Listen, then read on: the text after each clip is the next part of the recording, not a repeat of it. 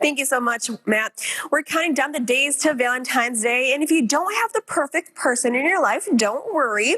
Here with us this morning is Dr. Carmen Harra on how to find that special someone and what to look for. Doctor, good morning, and thank you for joining us. So happy to be with you, and thank you for having me. Well, we're happy to have you on this morning as well. So what can we look for?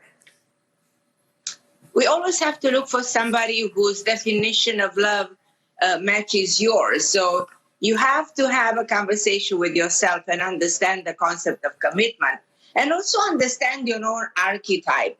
Who are you? What are you looking for? If you're looking for something serious, if you're looking for a long-term relationship, or you're just looking for something temporary.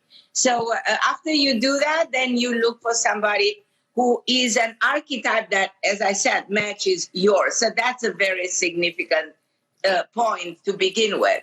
So I have a question for you, Doctor. How do we know if we mesh well with that special person? We need to understand ourselves. And if we know who we are, the way we act, the way we behave, the way we, what are we looking for, then we have to see who's this other person and look deep into that personality traits, because the personality traits actually stems from that person, from the archetype of that person. So I wrote a book that is called Committed Finding Love Through the 7 Archetypes. So we look into the archetype. Our own archetype matches a certain archetype. Let's say if you're a narcissist, for instance, you're not going to get along with a hopeless romantic, or if you're a wounded warrior, and you're not going to get along with an independent. So these are things that we should consider from the very beginning of our relationship. That's wonderful. So that really plays a role on how you can look for another partner is the archetype. And how do you get a good understanding from another person or another partner about their type? You analyze, first of all, who you really are, how you behave, how you act, what are you looking for?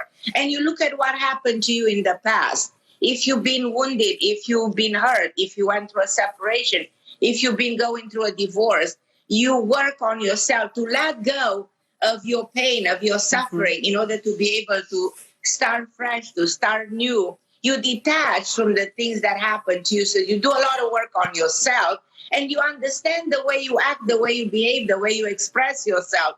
Because who you will bring into your life is just a reflection of who you are.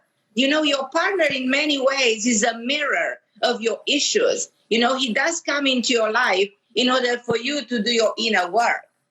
Well, thank you so much for all those helpful tips. Now, viewers at home have a few tips they can follow just in time for Valentine's Day. So thank you so much for joining us this morning, Doctor. Thank you for having me.